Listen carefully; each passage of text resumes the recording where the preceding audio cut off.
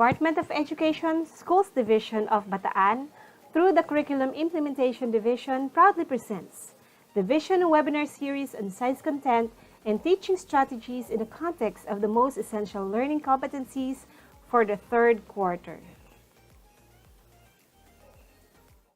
Mga kababayan, ang pambansang awit ng Pilipinas. Kayang magiliw, ewas ng sigahanan, alam ng puso, sa titik mo'y buhay. Lupang hinirang, kuya ka ng magiting, sa manluluping, di ka pasisigiw, sa nagagang tutok sa simoy at sa langit ng bagaw, ay hinagang tulad, awit sa pagkayang minamahal. Ang isang ng matawad mo'y tagumpay na nagtitingin, ang bituin at araw niya kailan ang may di magtitingin. Luman ang araw ng walang pagsinta, buhay langit sa piling mo. Ang inigaya ng pagkay mga api, ang mamatay ng dahil sa'yo.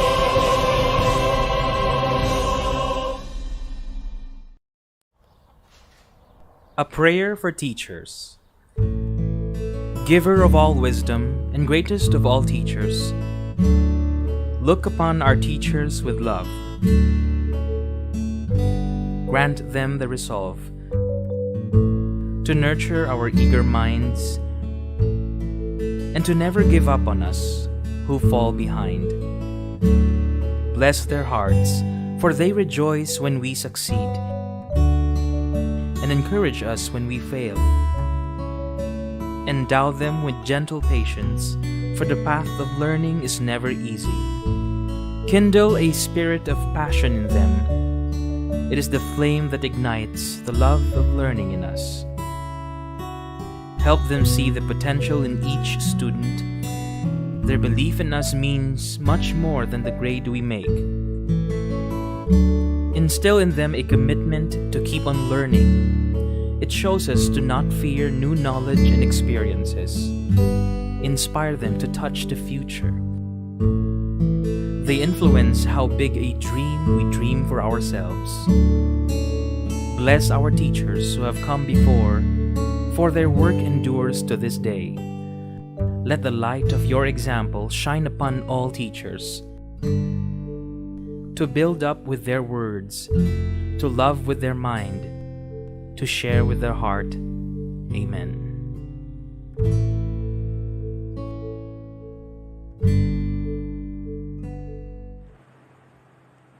To our Schools Division Superintendent Dr. Romeo M. Alip, to our Assistant Schools Division Superintendent Dr. William Roderick Arfalurin, to the Chief of Curriculum and Implementation Division Dr. Milagros M. Peñaflor, to our Education Program Supervisor in Science, Dr. Edwin R. Bermilio, to all our school principals, department heads, and all the grade 5 science teachers in the Division of Bataan. Good morning and magandang buhay po! Welcome to our webinar in science, streaming live at the Bataan Science Channel. I am one of your moderators for today, Teacher Leila S. Inton, from Samal South Elementary School, Samal District. And here is my partner for today.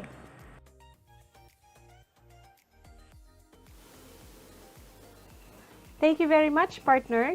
Hello po sa inyong lahat. I'm Mary Rose Abad of Happy Valley Elementary School from the District of Dinalupihan. I believe our teachers are very much excited to watch this webinar today, for this will surely enhance and capacitate us on the content and teaching strategies in the context of the most essential learning competencies this third quarter. Teachers here in Bataan are very much blessed, for we have a very supportive and approachable science supervisor. At kahit wala tayong face-to-face seminar, he makes sure that we are provided with the knowledge and skills needed to make this endeavor a successful one.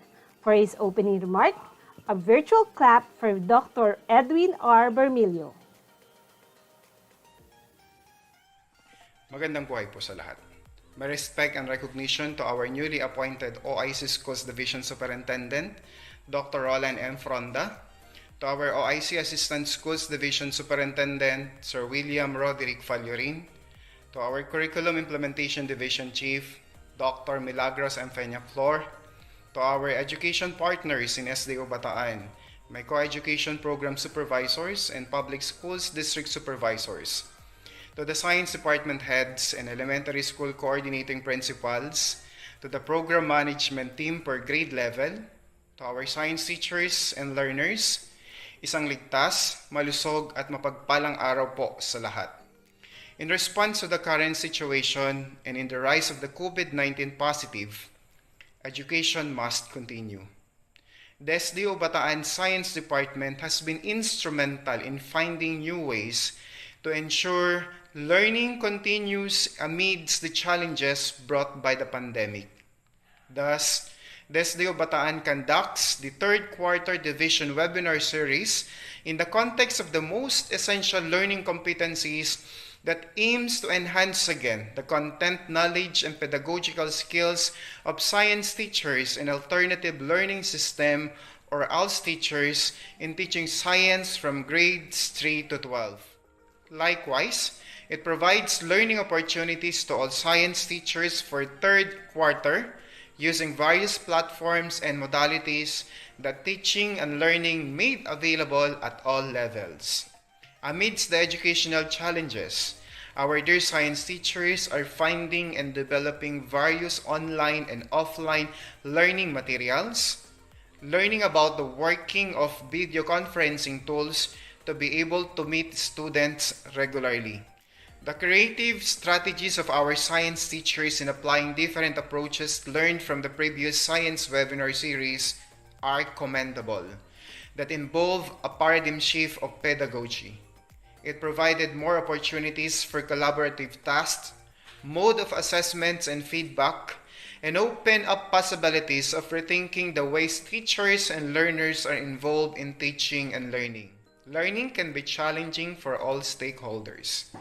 Our parents, who undoubtedly think differently about how to equip their children in the virtual learning space, how to create structures and routines that allow their children to be successful, and how to support their learning journey while considering the emotional well-being as well. By following the interactive, collaborative approach, we are confident that the learners, parents, and teachers will co-create the learning process for the better. With the effort in providing developmental approaches for teachers and learners, we need to invest in the new adaptive learning methods and make it work. We owe it to our Filipino learners. Maraming salamat po. Stay safe and God bless everyone.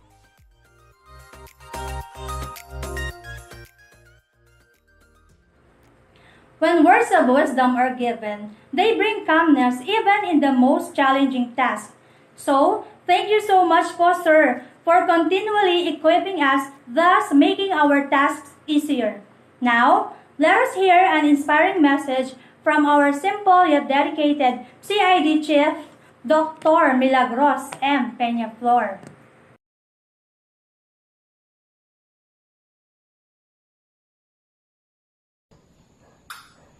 Hello, my dear teachers. Kumusta na kayo? Parang kailan lang nagsisimula tayo. Ngayon, we are halfway the school year. Welcome to the third quarter of delivering engaging science lessons and creating exciting learning experiences for learners. I am sure the 2 quarters have taught us strategies on how we could effectively do science teaching. This pandemic has equipped you with new and different strategies and techniques for teaching science. How we make our children do hands-on and minds-on activities even at the confines of their homes is quite a great challenge. And for this, more than ever before, we are counting on you, my dear science teachers. Continue on your battle against this pandemic. The struggle against resources, distance are all but temporary. Like the risen Christ, we too shall rise over these challenges. My gratitude to you all, Sir Edwin, my dear department heads, principals, and teachers. Salamat po sa inyong malasakit para sa batang Pilipino. God bless us all.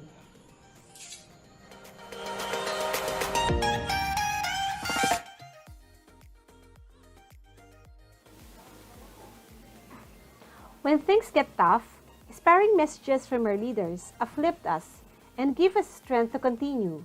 So maraming salamat po, Ma'am Mila. You are truly one of those people who inspire us. So, before we proceed with the discussion of our facilitators, let us be reminded of the following house rules. Let us watch this video.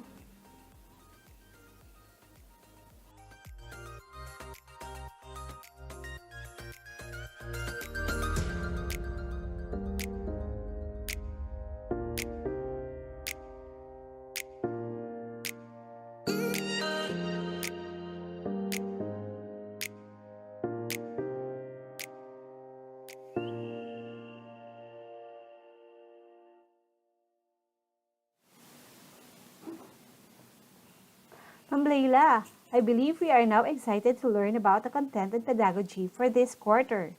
So without further ado, ipakilala na po natin ang ating mahuhusay at piling-piling learning facilitators this morning. Yes po, Ma'am Rose.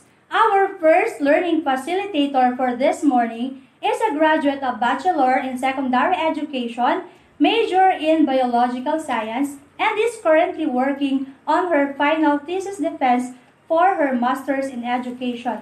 She is on her 17 years of teaching service at the Luwakan National High School, handling science subjects in grades 8 and 9. To talk about the content of motion in relationship with distance and time, here is Ma'am Marjorie C. Galazzo.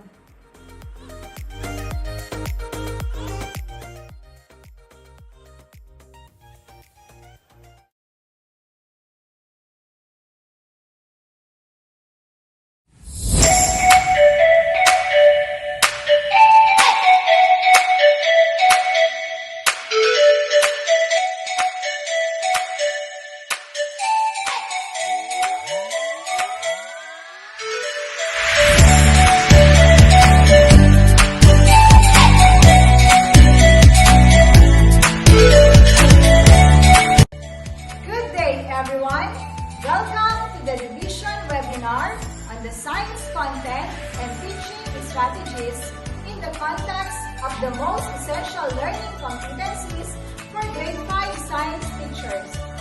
I am Marjorie Camacho Velasco, and I am here to discuss the motion in terms of distance. This lesson is based on the most essential learning competency. Describe the motion of an object by tracing and measuring its changing position over a period of time. In these sessions, the objectives are: number 1, discusses the process by which the distance of an object in motion is measured. 2, measures distance using standard unit. And 3, demonstrate an understanding of motion in an activity. Before we proceed with our lesson, let us first answer the following question. Choose the letter of the correct answer. Number 1. It is a change in position of an object with its reference point. A. Motion. B. Speed. C. Distance. D. Meter.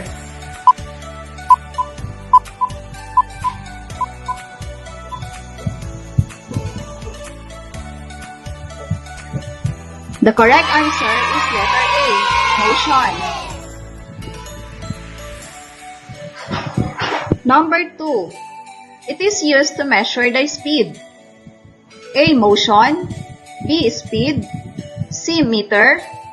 D. Speedometer.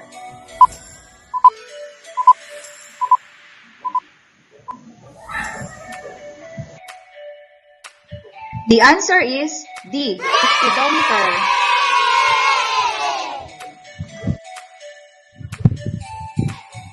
Number 3. It is the measure of how far or near 2 points are from one another. A. Speed. B. Distance. C. Motion. D. Speedometer.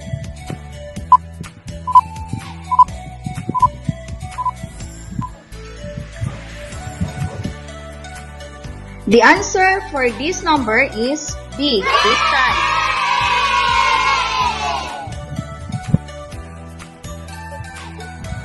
Number 4. It is the standard unit of measurement used for distance and length. A. Speed. B. Distance. C. Meter. D. Speedometer.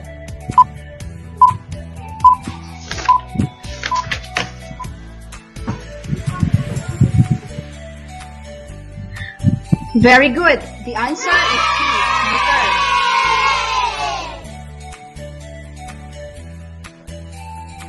And number 5, it describes the rate of motion of an object in relation to distance and time. A. Speed. B. Distance. C. Meter. D. Speedometer.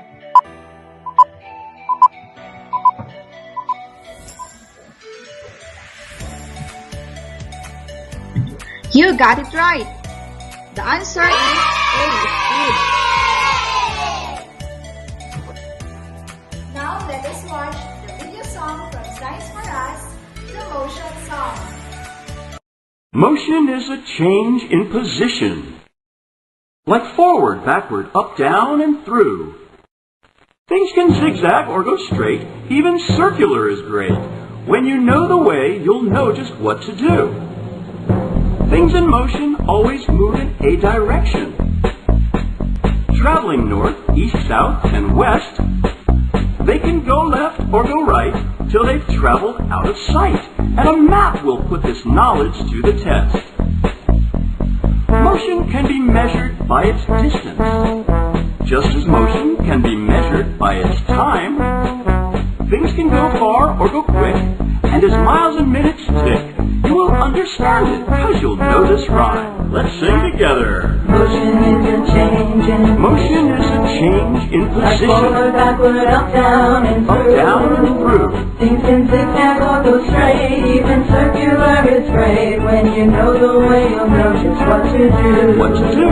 Things in motion always move in a Things direction. in motion always move in a Traveling north, direction. east, south, and west. South and west. They can go left or go right till they travel out of sight. And a map will put this knowledge to the To the test. test. Motion can be measured by its Motion can be measured by its Motion distance, can be measured by its time. by its time. Things can go far or go quick, and as miles and minutes tick, you will understand it cause you know this rhyme. Know this rhyme.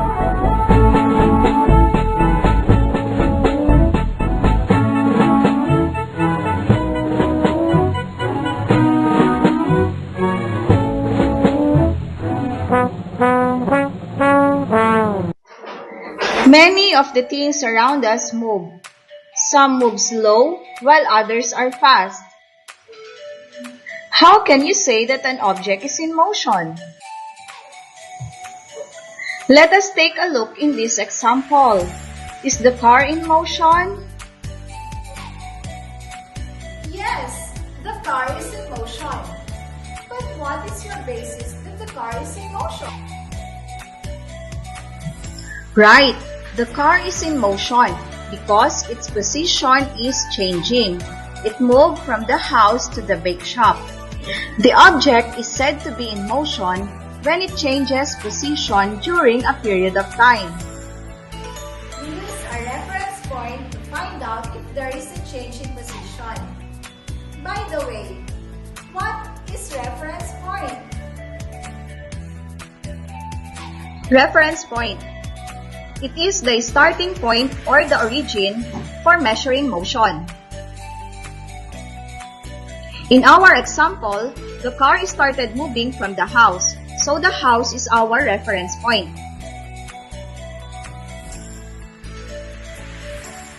In moving to the bake shop, the car changed its position from the house to the bake shop. Therefore, the car is in motion. What is motion? Motion is the action or process of moving or of changing place or position. Motion may be defined as a movement by an object brought about by force or change in position measured by distance and time. Motion depends on the distance traveled and the length of time. Before we can describe the motion of an object, we must first be able to tell exactly where it is positioned. To understand more about motion, let us perform the following activity. The title of this activity is I second the motion. When can you say that the object has moved?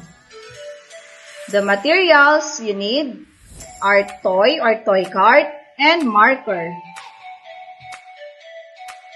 Here are the procedures. Number 1. Place the toy in any space in your house. Number 2.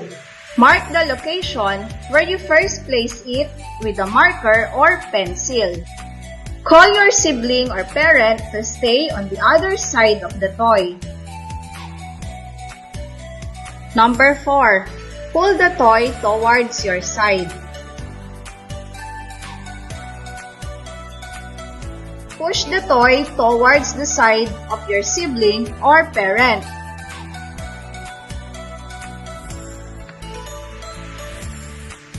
Number 6. Push the toy from both sides with you and your sibling or parent exerting equal force. Now push or pull the toy in many directions.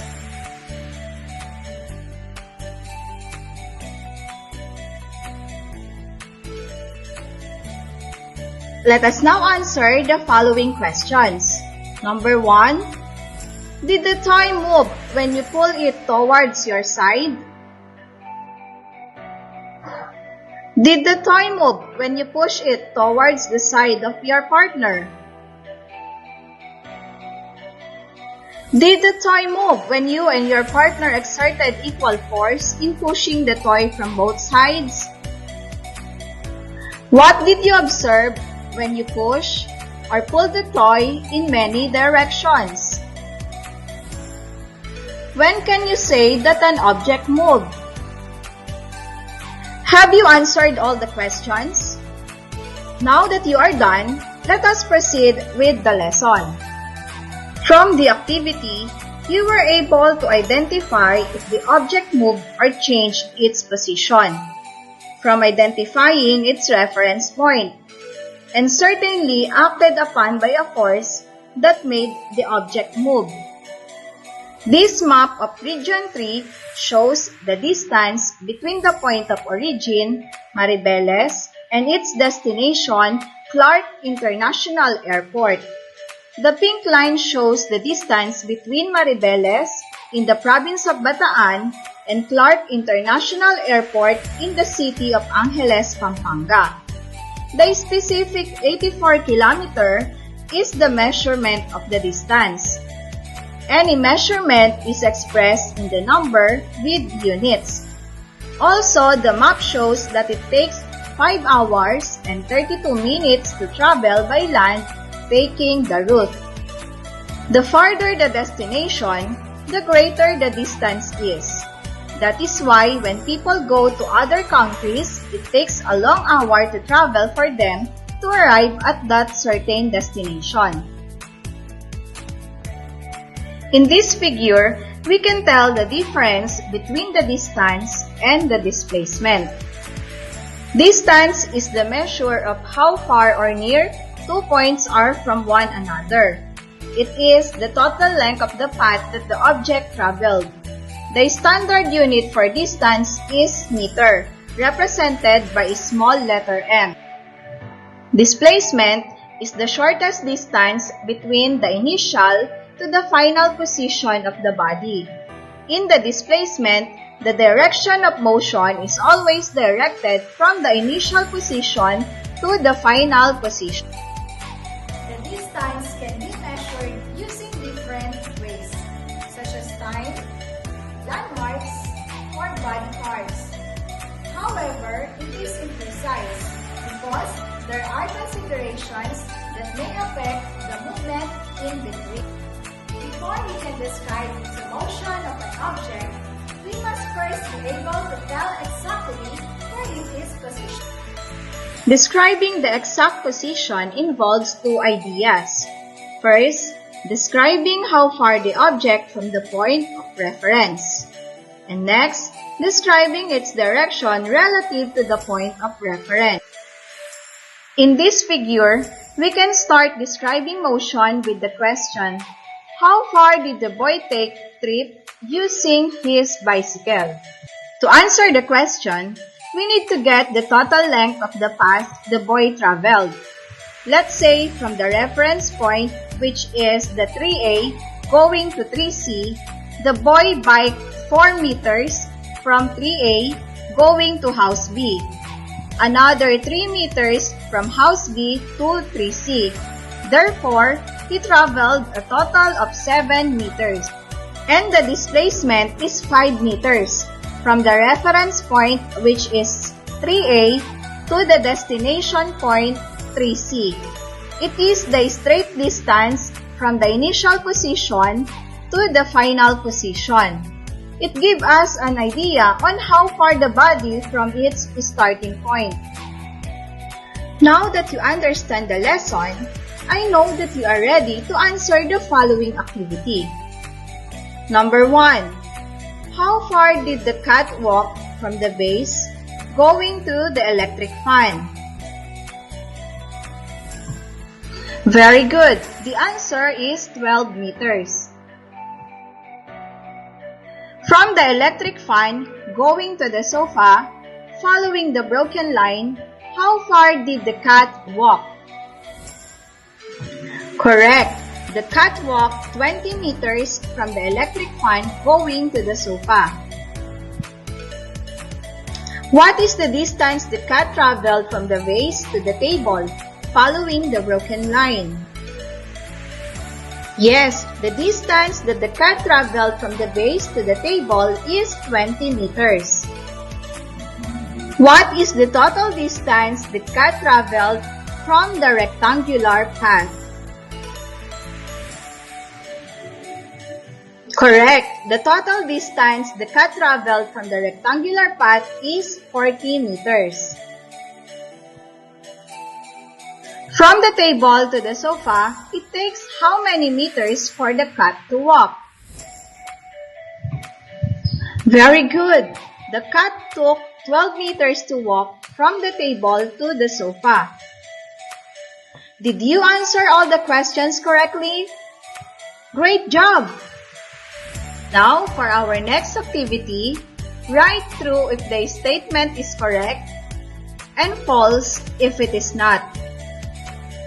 Number 1, the standard unit of measurement of distance or length in the metric system is miles.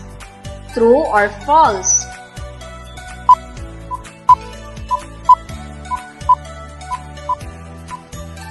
The answer is false. The standard unit of measurement of distance or length in the metric system is meter. Number 2, meter stick and tape measure are some of the standard tools in measuring distance. True or false?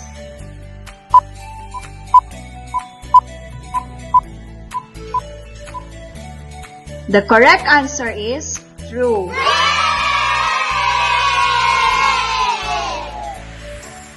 Number 3, the measure of how far or near 2 points are from one another is called distance.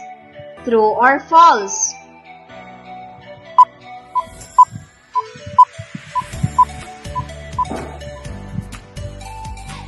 You've got it right. The answer is true.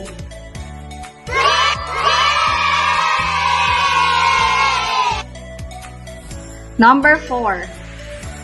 The English system of measurement of distance is used internationally. True or false?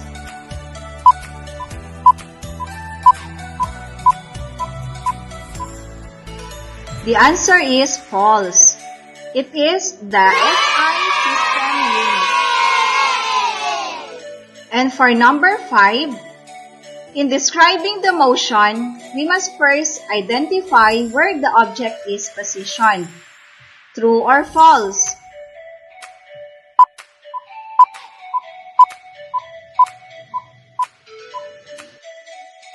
The answer is true.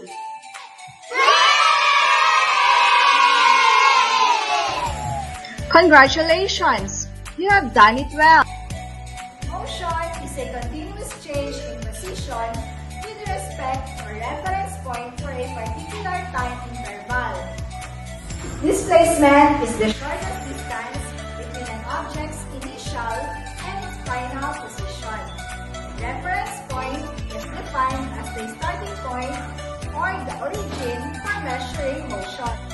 I hope you learned a lot from this webinar. Thank you so much for your time. Keep safe and God bless!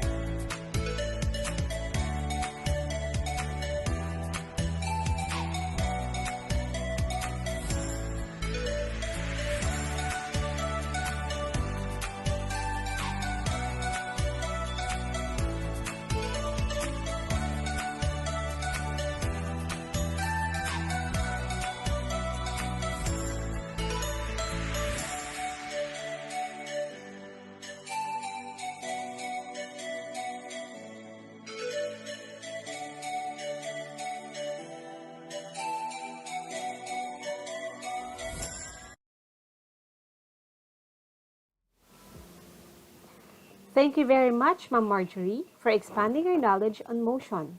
Our second speaker for this morning is a Master Teacher 2 of Limay National High School and a graduate of Master's Degree in Education, major in Chemistry at De La Salle University in Manila. Virtual clap naman po dyan para sa ating demo teacher, Ma'am Annalisa D. Salas.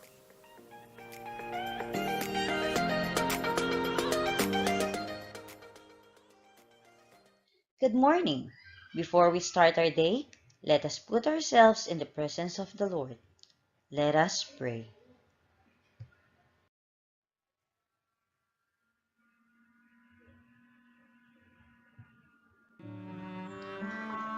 In the name of the Father, and of the Son, and of the Holy Spirit. Amen. Jesus, great teacher and our Lord, you were sent by the Father to teach us that He is the source of all that is good, the fount of wisdom and knowledge. Gathered today in our own house, we ask you to send the Holy Spirit to help us understand our lesson and guide us to be a good student. Inspire our teacher. May he or she be your effective instrument, and that from him or her we may seek goodness of life you prepared for us in the future. Amen. In the name of the Father, and of the Son, and of the Holy Spirit. Amen.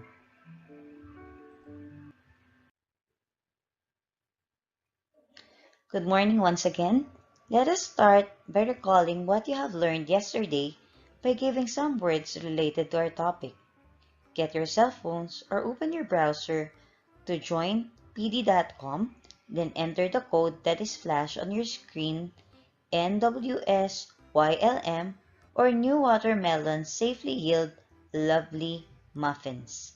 Again, just type in the code and give some words that is related to our topic yesterday.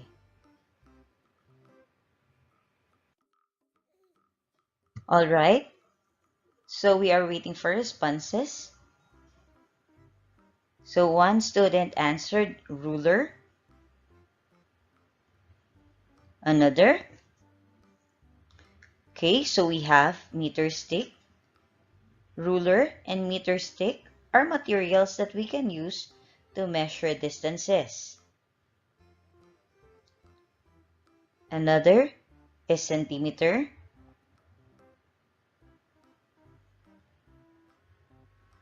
Another student answered meter.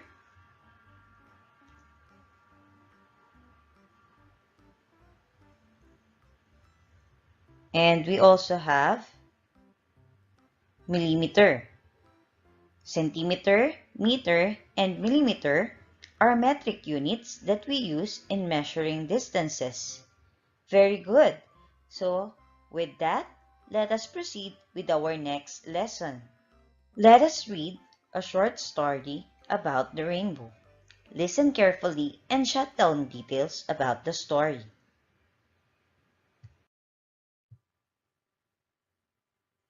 Once upon a time, the colors of the world started to quarrel. All claimed that they were the best, the most important, the most useful, and the favorite. Green said, "Clearly, I am the most important. I am the sign of life and of hope. I was chosen for grass, leaves, and trees. Without me, all animals would die. Look out over the countryside and you will see that I am in the majority." Blue interrupted. "You only think about the earth, but consider the sky and the sea. It is the water that is the basis of life and drawn up by the clouds from the deep sea. The sky gives space and serenity. Without my peace, you would all be nothing." Yellow chuckled. "You are all so serious. I bring laughter, gaiety, and warmth to the world. The sun is yellow. The stars are yellow. Every time you look at the sunflower, the whole world starts to smile. Without me, there would be no fun." Orange started next to blow her temper. "I am the color of health and strength. Think of carrots, pumpkins, and oranges. I don't hang around all the time, but when I feel the sky at sunrise or sunset, my beauty is so striking that no one gives another thought to any of you." Red could stand it no longer. He shouted out, "I am the ruler of all of you. I am blood, life's blood. I am the color of danger and of bravery. I am willing to fight for a cause. I bring fire to the blood. Without me, the earth would be as empty as the moon." Purple rose up to his full height. He was very tall and spoke with great pomp. "I am the color of royalty and power. Kings, chiefs, and bishops have always chosen me, for I am a sign of authority and wisdom. People do not question me. They obey me." Finally, Indigo spoke much more quietly than all the others, but with just as much determination. "I represent thought and reflection, twilight and deep water. You need me for balance and contrast, for prayer and inner peace." And so, all the colors went on boasting and quarreling, each convinced of their own superiority. Soon, their quarreling became louder and louder. Suddenly, there was a startling flash of bright lightning. Thunder rolled and boomed. Rain started to pour down relentlessly. The colors crouched down in fear, drawing close to one another. In the midst of the clamor, Rain began to speak. "You foolish colors, fighting amongst yourselves, each trying to dominate the rest. Don't you know you were each made for a special purpose, unique and different? Join hands with one another and come to me." Doing as they were told, the colors united and joined hands. The rain continued. "From now on, when it rains, Each of you will stretch across the sky in a great bow of colors as a reminder that you can all live in peace. Alright, did you understand the story? What is the story about? How did the rainbow formed according to the story? What is the moral of the story? That's right. All of us have our own individual identity, and every one of us is important. For today's lesson, we will enumerate materials that can reflect, absorb, or transmit light and differentiate the concept of reflection from refraction. Do you know what this is? Correct. It is a prism. What do you see when you play with prisms? That's right. We see colors of the rainbow. How many colors do you see in a rainbow? And what are those? Very good. Or we also call it as Roy G. Biv. And those colors that you see is called the visible light. Visible light is defined as the wavelengths that are visible to human eye. Like sound, it travels as waves, and this light have different wavelengths which correspond to the energy that it carries. Red has the lowest energy, while violet has the highest energy. The sun is the most important source of light, which is called white light, but it actually includes all the colors of visible light, and these colors can be revealed when white light go to a prism, like what I have shown you earlier. The sun emits its own light, and we call it as luminous object. Other examples of luminous objects are the stars and a light bulb. On the other hand, non-luminous objects are those objects which do not emit their own light, like chairs and tables. To understand light further, we have to study how it interacts with different objects. Optics is the branch of physics that studies the behavior and properties of light, including its interactions with matter and the construction of instruments that are used or detect it. Optics is the study of refraction, reflection, absorption, and transmission. To further understand optics, let us perform this simple activity. We need the following materials: tissue paper, bowl of water, compact mirror, plastic wrap, wax paper, aluminum foil, cardboard, paper, and LED flashlight. Let us explore and understand the different properties of light. For the first procedure, wrap the LED flashlight with a colored tissue paper. The tissue paper allows some of the light to pass through, which makes light translucent. Remove the tissue paper, then wrap the LED flashlight with a wax paper. Wax paper also allows some of the light to pass through, so wax paper is also translucent. Remove the wax paper, then wrap the LED flashlight with a plastic wrap. The light passed through the plastic wrap unchanged, meaning the plastic wrap is transparent. Cover the LED flashlight with aluminum foil. Notice that no light passes through the foil because it's reflecting the light rays, making the aluminum foil opaque. Next, let the light pass through a cardboard. The cardboard absorbs the light, which makes cardboard another opaque material. Lastly, place the mirror in a bowl of water at an angle.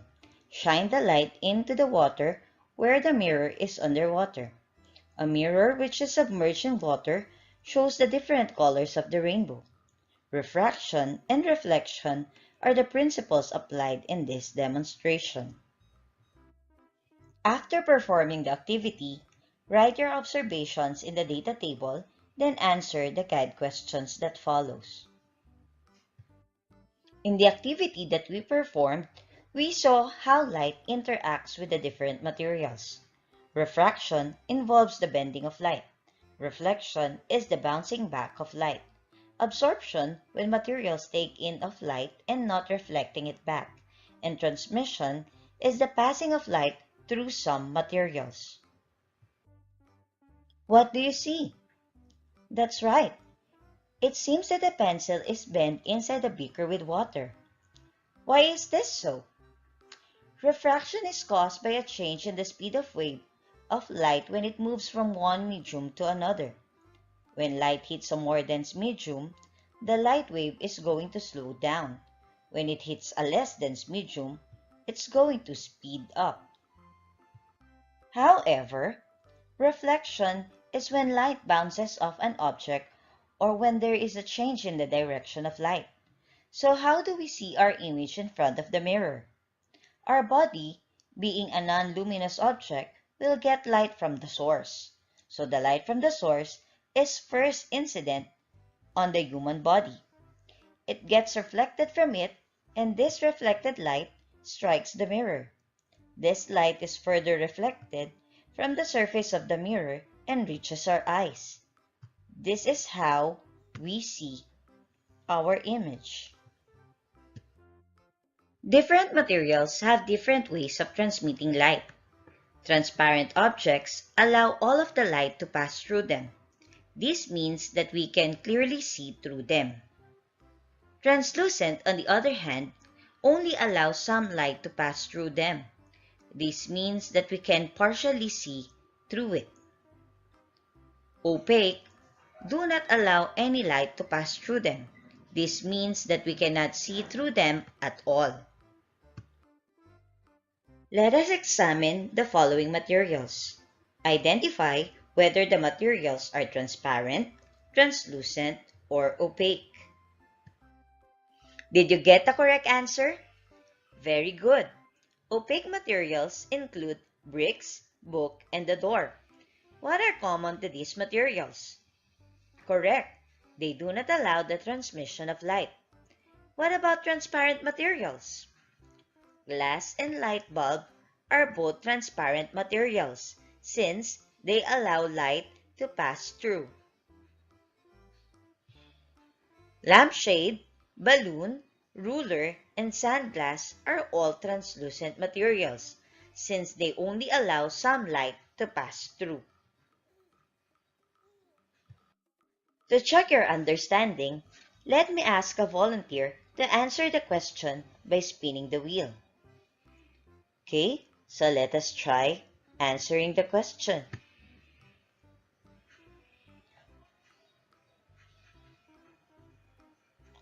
Give two translucent objects.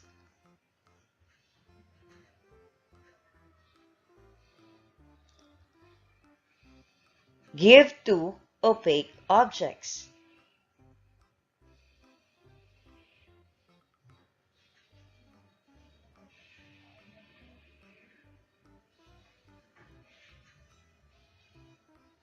Name two transparent objects. Very good.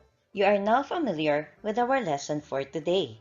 So, to test whether you understood our lesson, go to joinmyquiz.com and enter the code 4809711 for our quiz. For our assignment, read Open and Closed Circuit, Science Beyond Borders, page 140 to 141. That's all for the day, class. Remember, be someone's light when they are hopeless. Thank you and have a blessed day ahead.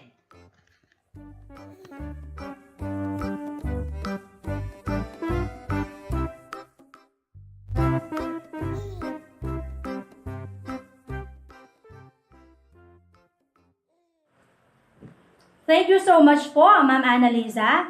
Our third facilitator for today is from Mariveles, and she will talk about the content of electromagnetism. A teacher 3 at Balon Elementary School, virtual clap for Ma'am Maureen April S. Anitz.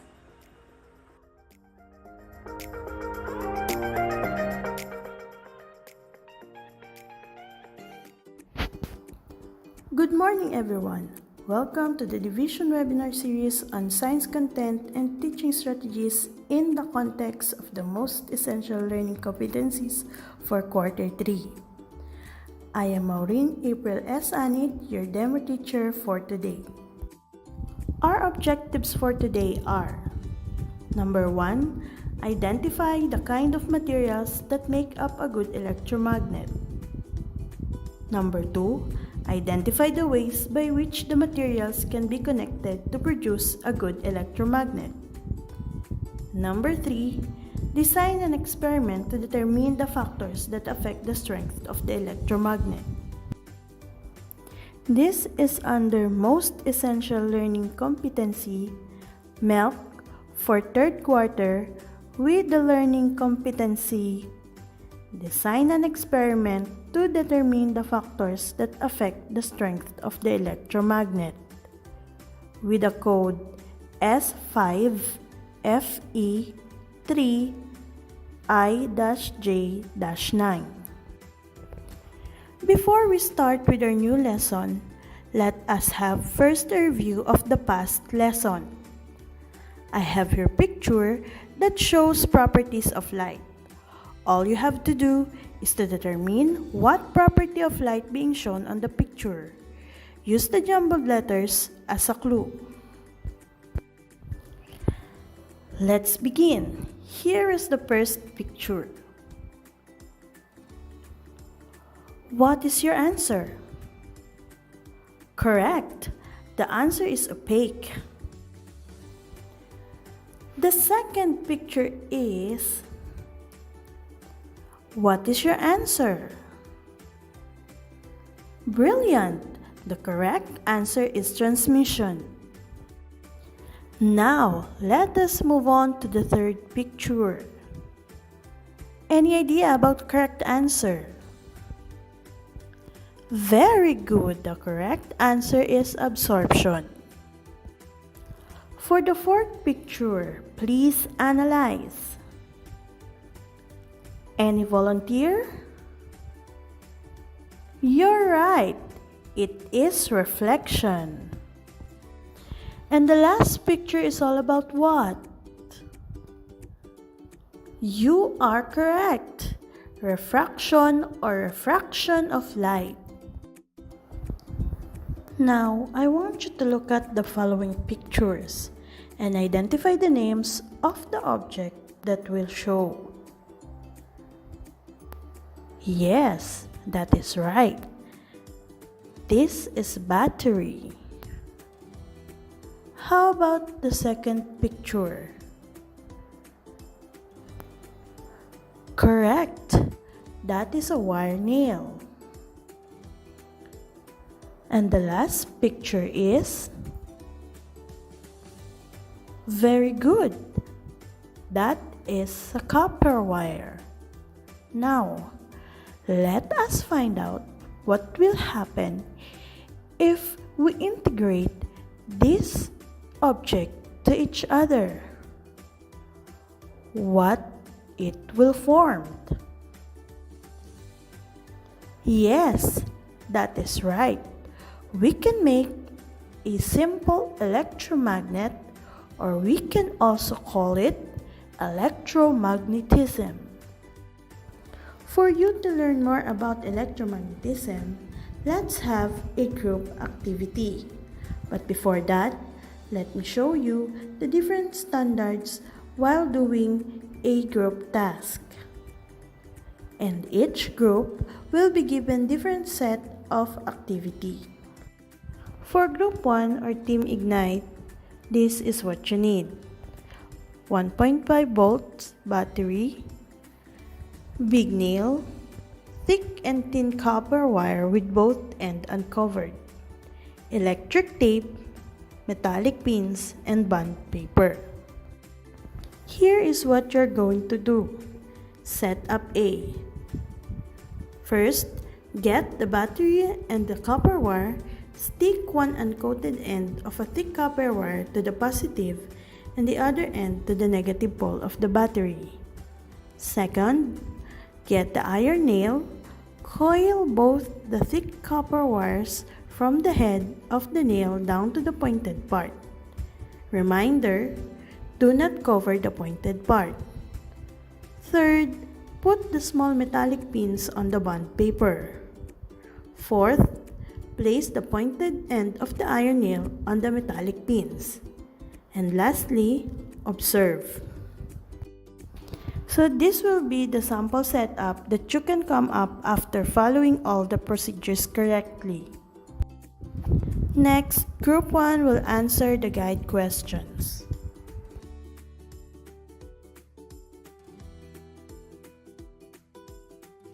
For Group 2 or Team Magnet, here are the materials. 2 pieces iron nail 15 cm long, 3 meter of 22 gauge insulated, stranded, uncoated, 6 batteries 1.5 volts size D, plier or cutter, uncoated paper clips. And the procedures are: first, use plier or cutter to remove a few centimeters of insulation from each end of the wire. This is pre-assigned activity. Second, wrap the wire around the nail all in one direction. Third, connect both ends of the copper wire to the negative and positive terminals of the dry cell in series connection. Count the number of pins attracted to it. Fourth, repeat procedure 2 and 3 using parallel connection. And fifth, record your observations in your activity sheet. Next is the Group 2 will answer the table and the guide questions.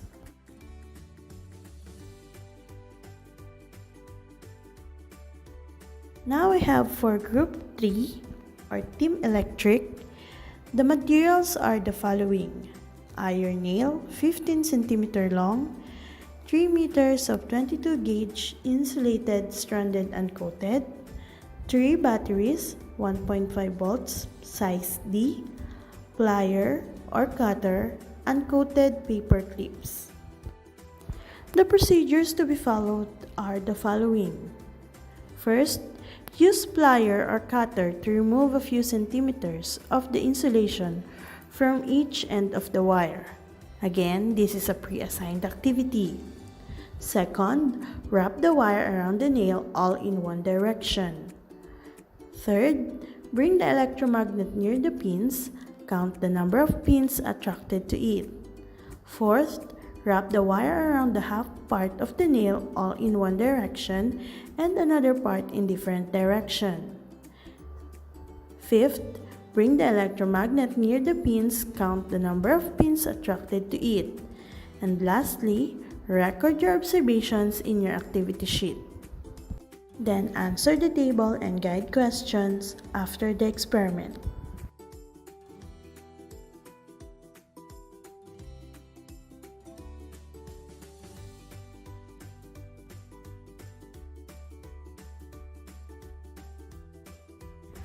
After you finish all the procedure answering tables and guide questions, group reporting will follow. Each group will present the result in front of the class. Excellent job! All of the group got the correct answers and shows that they followed the procedure correctly and properly. What is electromagnetism? Electromagnetism is a branch of physics that deals with the electromagnetic force that occurs between electrically charged particles. The electromagnetic force is one of the 4 fundamental forces and exhibits electromagnetic fields such as magnetic fields, electric fields, and light. Electromagnets. Electromagnetism was introduced by a Danish scientist named Hans Christian Ørsted in 1820, where he built an electromagnetic coil. He was first to notice that when electrons flowed through a wire, a nearby compass needle moved. This showed that there is a magnetic field around the wire carrying electricity. electromagnet is a type of magnet in which the magnetic field is produced by an electric current.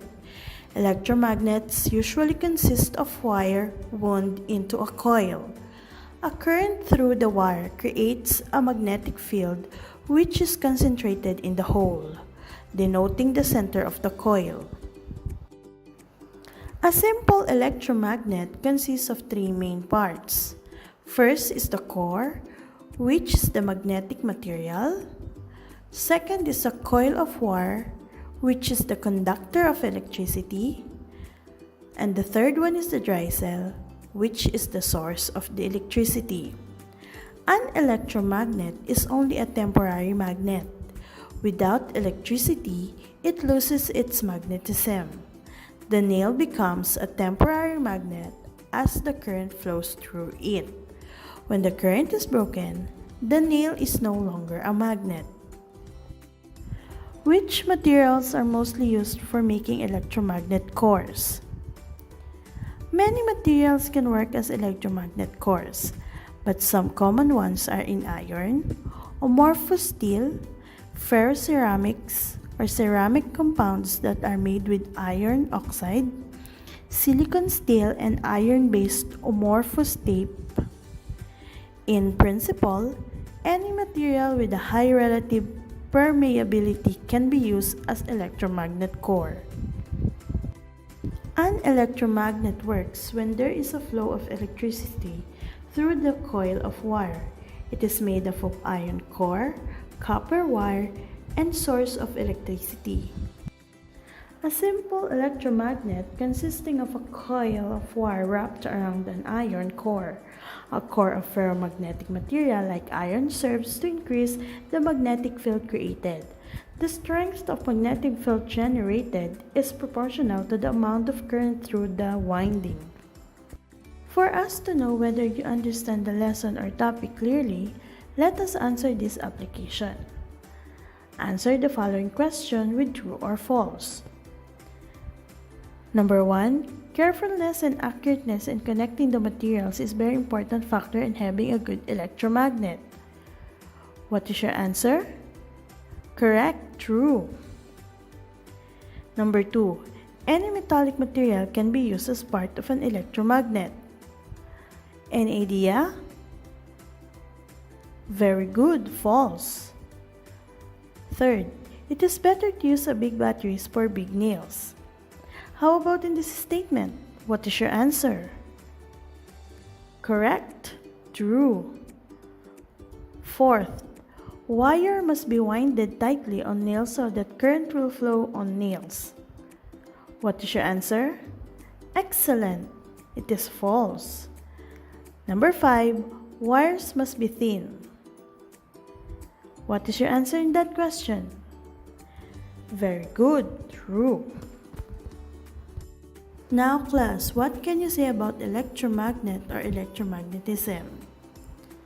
The electromagnet with a thick wire consistently held more paper clips than the electromagnet with a thin wire.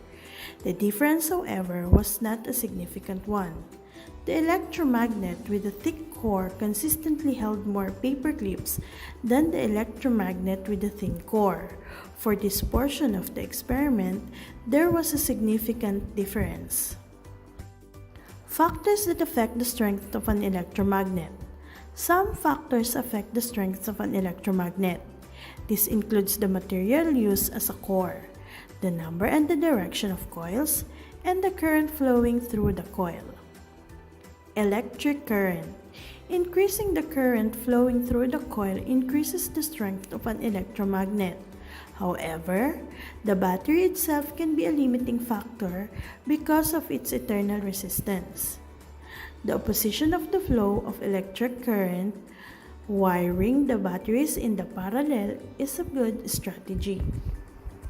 Now we are going to assess if you already learned our lesson for today. Get a sheet of paper and answer our evaluation. True or false? Write true for the correct statements and false for the wrong statements. Number 1. A strong electromagnet can be produced by making electricity flow through a coil of wire wound around an iron metal. Number 2, an electromagnet behaves like a magnet.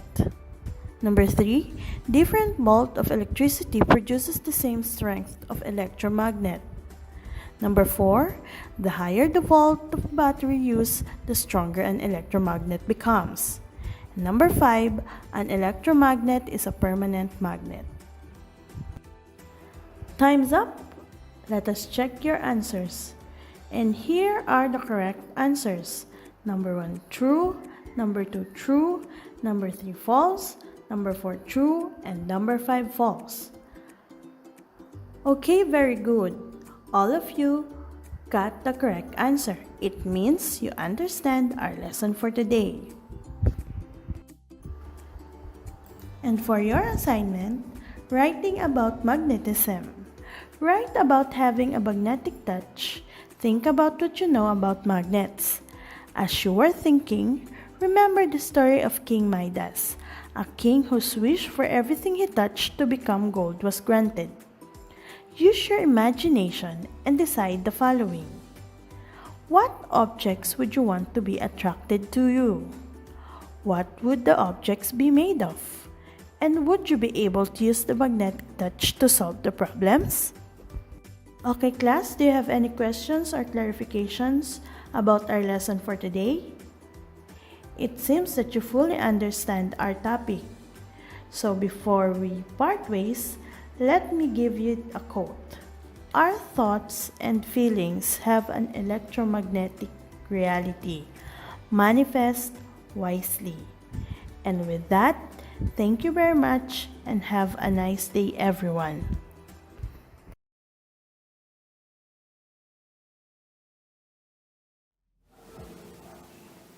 Thank you very much, Ma'am Maureen, for that very informative talk. Now, let us proceed to our fourth learning facilitator, who will widen our knowledge on teaching strategies focusing on motion in terms of distance and time. Our young, brilliant, and very charming speaker is a Master Teacher 1 of Mabayo Elementary School. Virtual clap for Ma'am Jeneline and Florendo.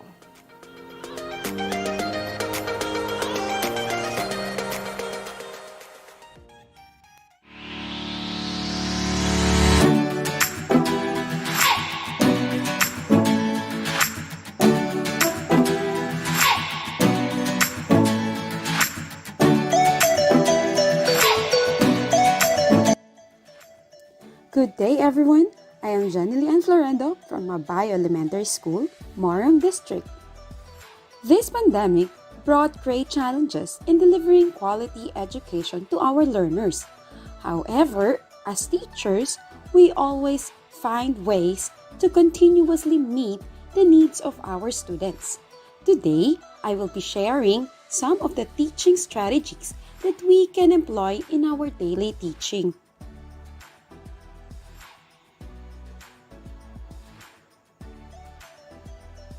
The particular topic assigned to me is teaching motion in terms of distance and time. But the strategies I will be mentioning later on can also be used in other teaching competencies of any subject area. The specific learning competency I will be focusing on is describe the motion of an object by tracing and measuring its change in position, distance traveled over a period of time, with the code S5FE-3A-1. Here are the innovative strategies for modular distance learning. First, hands-on learning, science task cards, projects, multimedia, and storytelling. So let us know what hands-on learning is.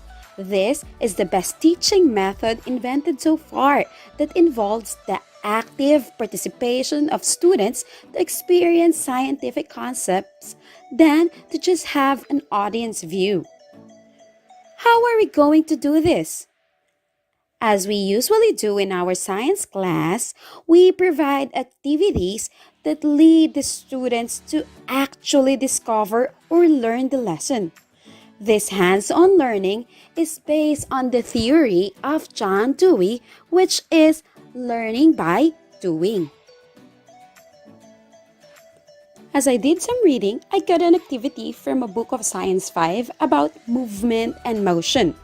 You can have this printed and distribute to your students for them to do it at home.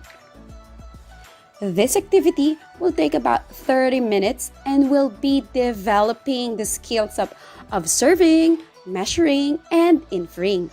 The materials needed here are just simple and can be found at home. This activity will also provide an opportunity to the learners to enhance their higher order thinking skills. Another activity from the book is naming their daily activities that involve motion and those that do not involve motion. This activity will let them become keen observers. The third activity for hands-on learning is measure it. The science skills that can be improved in this activity are observing, measuring, and inferring. This will also take about 30 minutes. For the next strategy that we can use in modular distance learning, it is science task cards.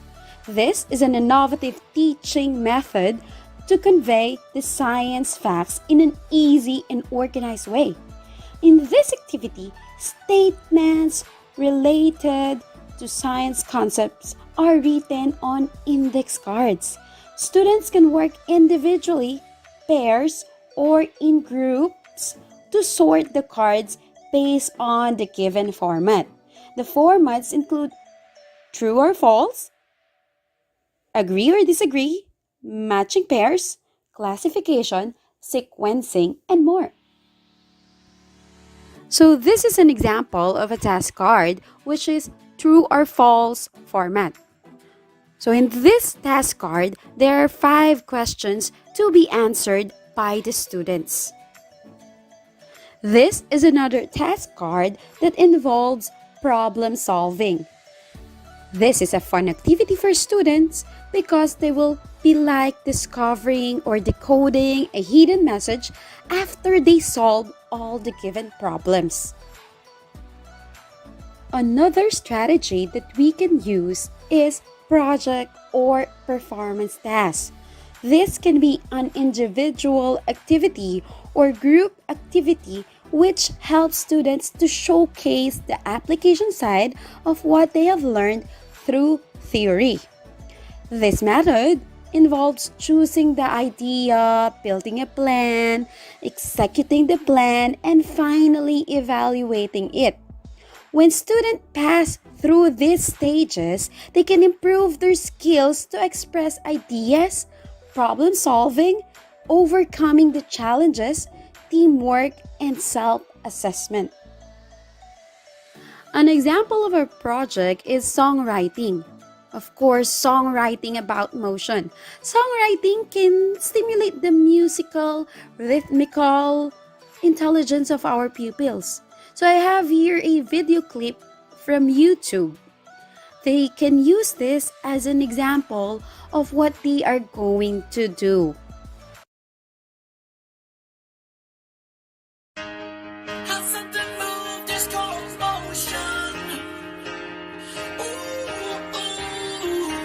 It's velocity acceleration. Show you how to do. It can change if it's pushed or pulled. How something moves is motion. So of course, if we ask our students to do a project or task, we should compensate them through giving grades. So here is an example of a rubric or a scoring guide for songwriting. So the criteria here are composition, creativity, and timeliness. So you can modify this according to your liking or your standards.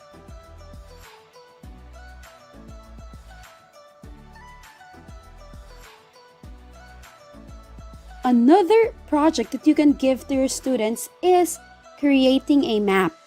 Again, you can modify this depending on the capabilities of your students, as we are to give differentiated activities to the different needs of our learners.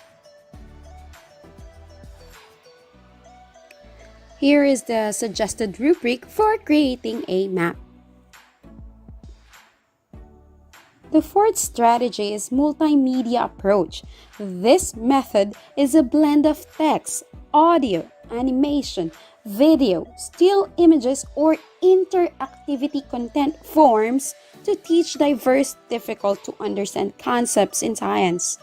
As teachers, we can convey vast information using advanced media, devices, and techniques, and involve a wide range of activities to provide a meaningful learning experience. In this way, we can be able to help students learn and understand things in a better way. The last but not the least is storytelling. This is a mental organizer, as human brains can remember stories than just plain facts.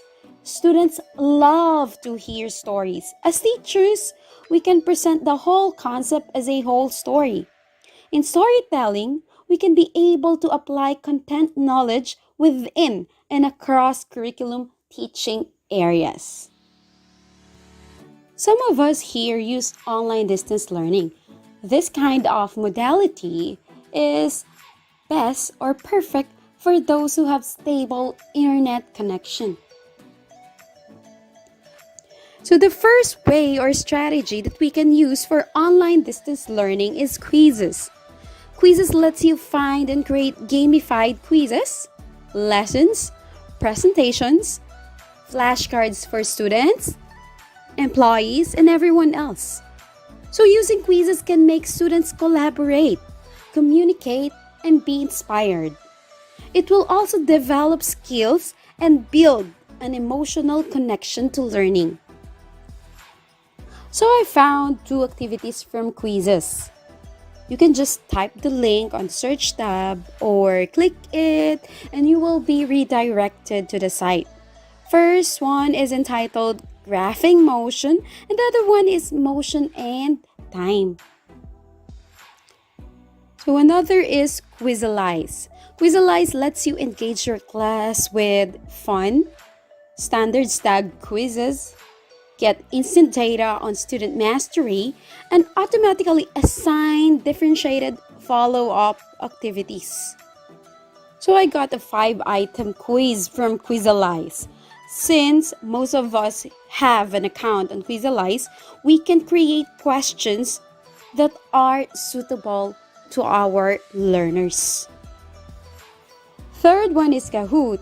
This is a game-based learning platform that makes it easy to create, share, and play learning games or trivia quizzes in minutes. Fourth one is YouTube. You can use YouTube videos to introduce a topic, explain an online activity, motivate your learners, or simply extend the information conveyed by your e-learning course. So I found 2 YouTube videos that you can use as presentations or additional information for the learners. You can just type or click on the link for you to be redirected to the site. So that is where my discussion ends, but I will leave you with a quote by Albert Einstein. Nothing happens until something moves.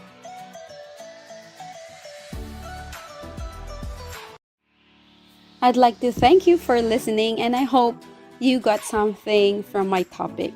Wishing you all a great day.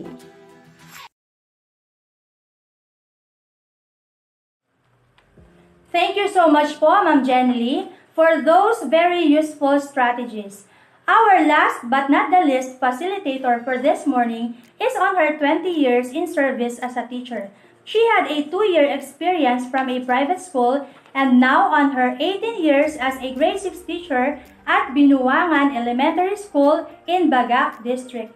She is a graduate of Bachelor in Elementary Education with Master's degree equivalent. Here now is our Master Teacher 1, Ma'am Jessica P. Tolentino, to discuss why some materials are good conductors of heat and electricity.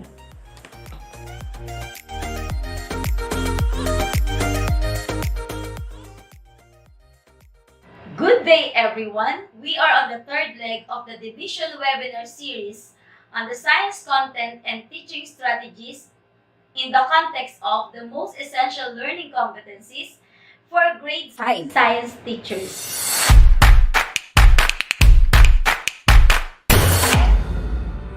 For week 2 of the third quarter for grade 5 science MELC, we have the following content standard: how different objects interact with light, sound, and heat energy. For the most essential learning competencies, we will focus on this objective. Discuss why some materials are good conductors of heat and electricity. Classify materials into conductors and insulators. Duration week 2, K-12 CG Code Science 5 Force and Energy, third quarter, week 3, lesson 3. Hello science enthusiasts! To start with, let us first answer this to let me know if you have knowledge about the topic that we're going to discuss. Tell whether the picture presented is a conductor or an insulator.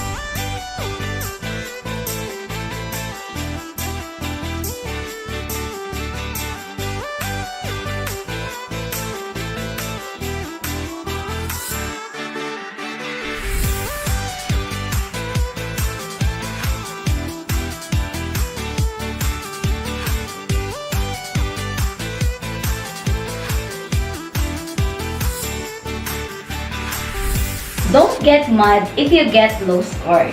Today, we are going to learn about the conductors of heat and electricity. So be attentive. But before that, let me know if you really mastered the lesson last time about light, heat, and sound energy.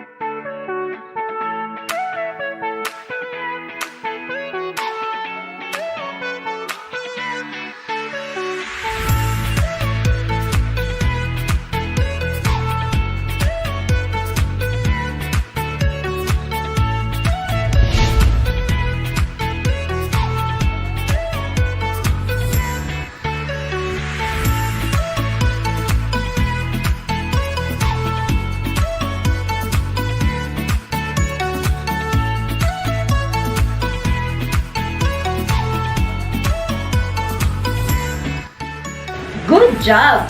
Let us now explore our new lesson. Try this activity in the convenience of your home. We call this activity Science Activity at Home. Let us be reminded of the following. Be careful in doing the activity. Do the activity with the presence of an adult. Do not play with the fire. I think we are safe to perform the experiment now. Let's start.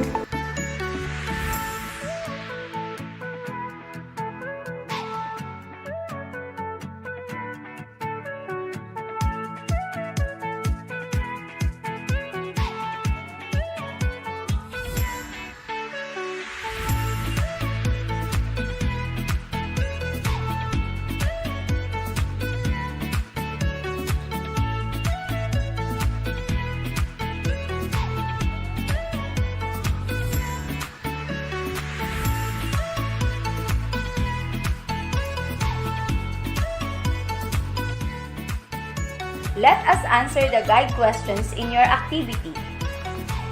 Based from the activity, do all materials conduct heat? No, because there are some materials that do not allow heat to pass through. How do you call materials or objects that conduct heat? We call materials or objects that conduct heat as conductors. Can materials that conduct heat also be a good conductor of electricity? And why? Yes, because when materials conduct heat, it is also a good conductor of electricity.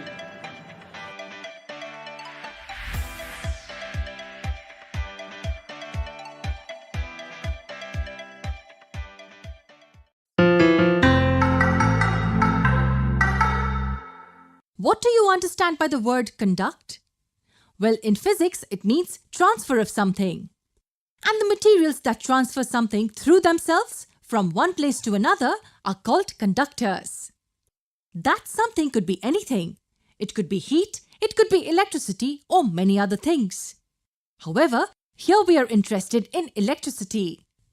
In this context, we will use the word electrical conductors.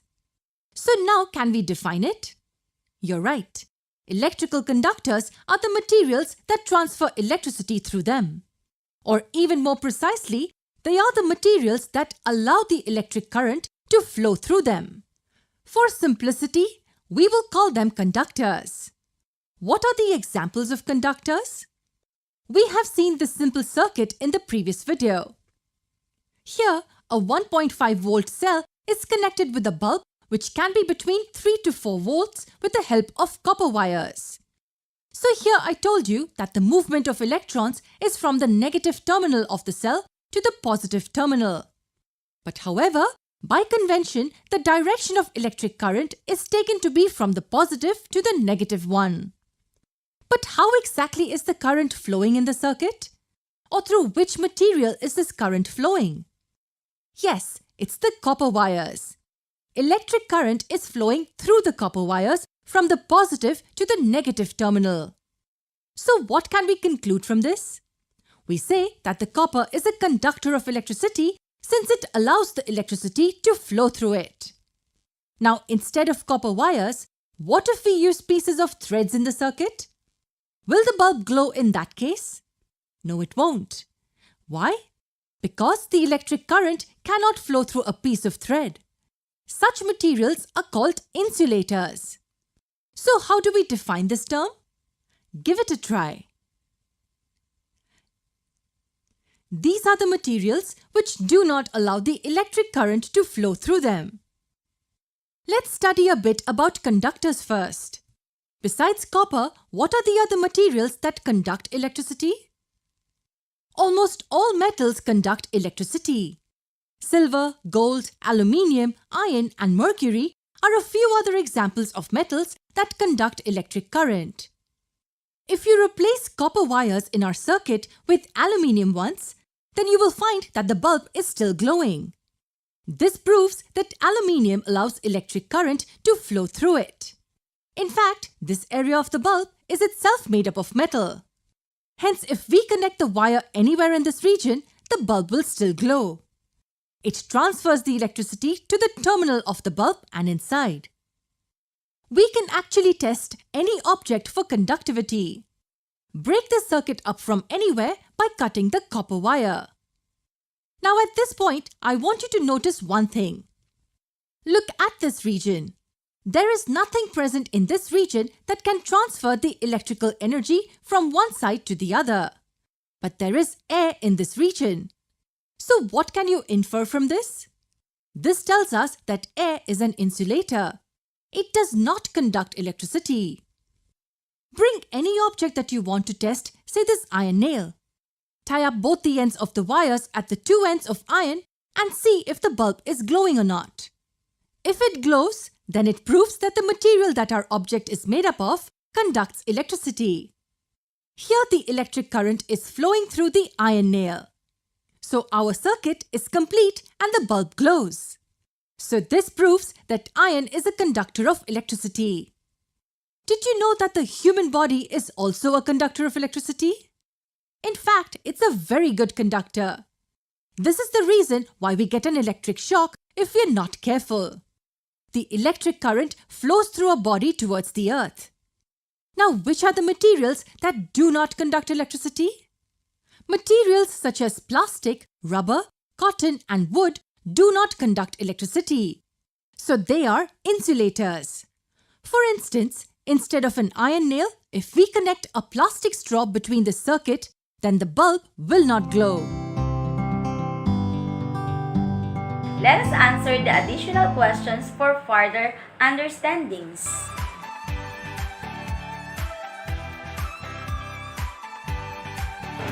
A conductor is a material that allows heat and electricity to pass through. Examples: steel, copper, aluminum, and water.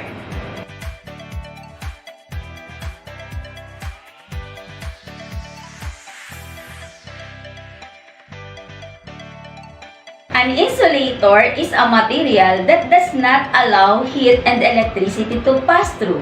Example: rubber, cloth, wood, and paper.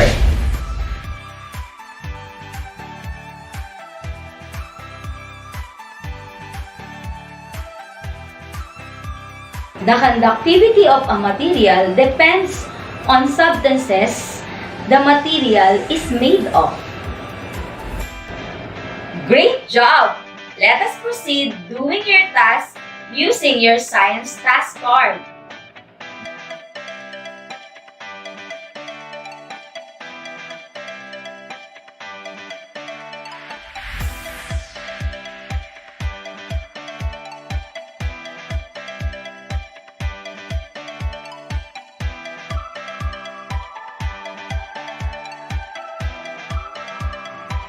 For evaluation or assessment, answer the following.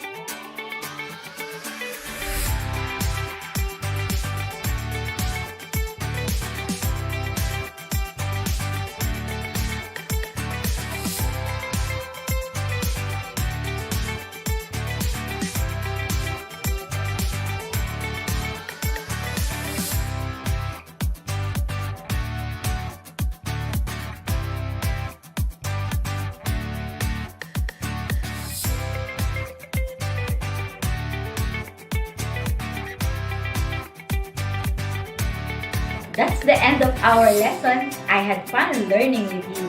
See you!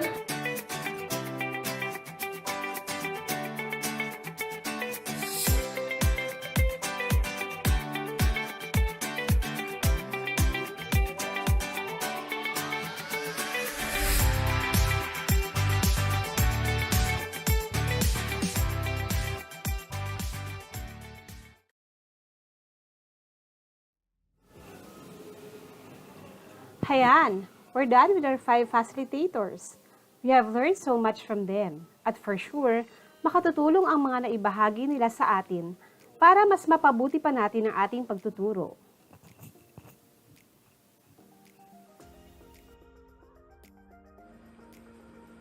Correct po kayo dyan, Ma'am Rose. Ipinapaalala ko po sa ating mga kasamang guro, don't forget to answer our program evaluation and post-assessment.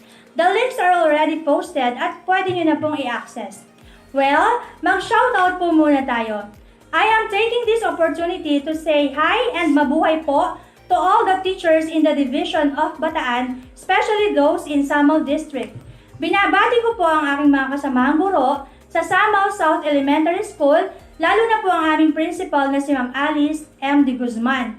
Gayon din po, hello sa aming district supervisor na si Ma'am Jolfa G. Reyes. Hello din po kay Ma'am Geraldine C. Flores, our Principal Science Coordinator. Good morning po sa inyong lahat.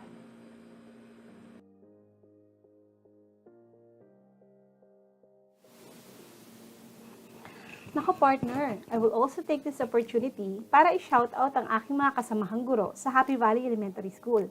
Ma'am Alma, Ma'am Tess, Ma'am Rod, Ma'am Jen, Ma'am Yoli, Ma'am Sarah, and Ma'am Kim, pati na rin sa aming punong guro, Ma'am Aguilar.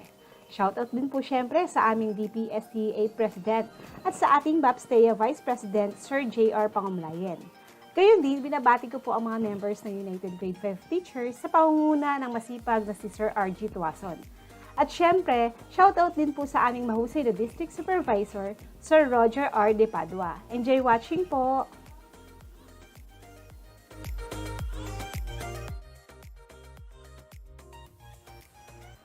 Ipinapaalala ko po muli sa ating mga kasamahang guro, do not forget to answer our program evaluation and post-assessment, for this will serve as your attendance for today. We would also like to take this opportunity to thank the people behind the success of this webinar. To our Division Superintendent, Dr. Alip, our ASDS, Dr. Falurin, our CID Chief, Dr. Peñaflor, our EPS in Science, Dr. Bermilio, and the Chairman of the Program Management Team, Sir Erasto Agis, and his Co-Chairman, Sir Jarven T. Sagin. Maraming salamat po sa inyong tulong at suporta. Mabuhay po kayong lahat.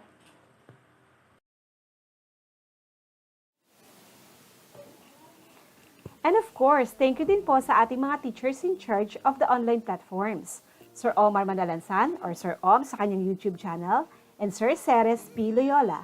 Thank you din po sa ating mga teachers na in charge sa program design, Ma'am Kimberly Forbes and Ma'am Camille A. Domingo. Gayon din po sa nag-create na ating Google Forms for this webinar, Ma'am Evelyn Gastalia and Ma'am Ivy A. Magtanong. Maraming salamat po sa inyo.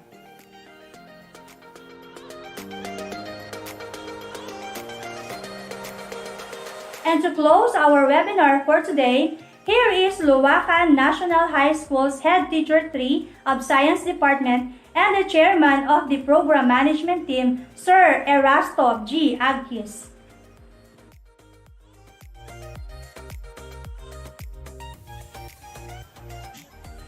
Good morning! First and foremost, I would like to thank our school's Division Superintendent, Dr. Romeo M. Alip, for giving the Science Department the opportunity to conduct webinar.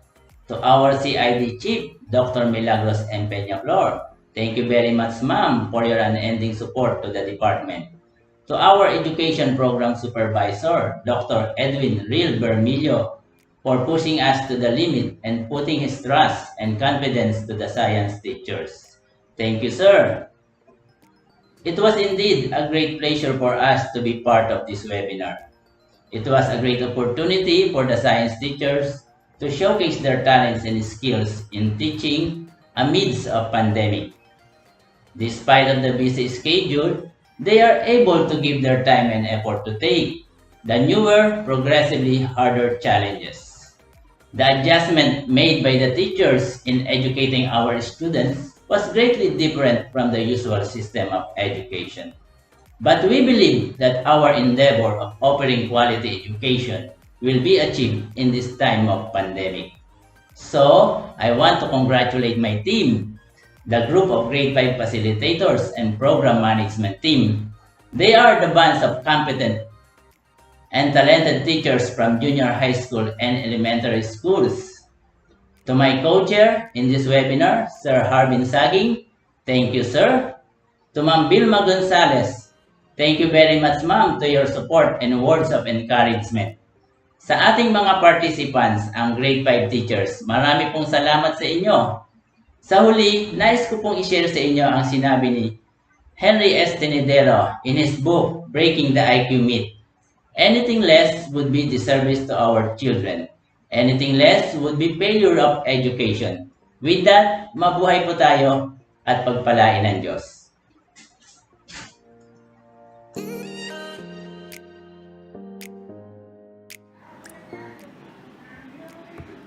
Thank you very much, Sir Agkis.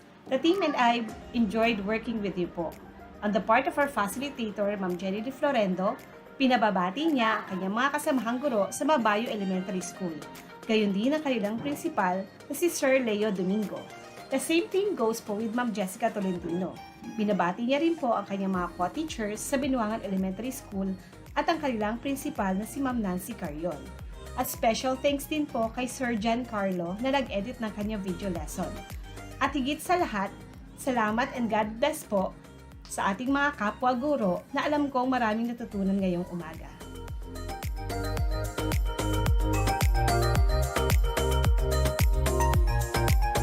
Ma'am Rose, let us end this webinar with this quote from Pinterest.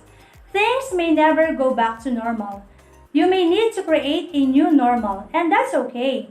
Maraming salamat po para sa bata, para sa bayan, sulong edukalidad. To God be the glory. Keep safe and God bless everyone. Bye-bye!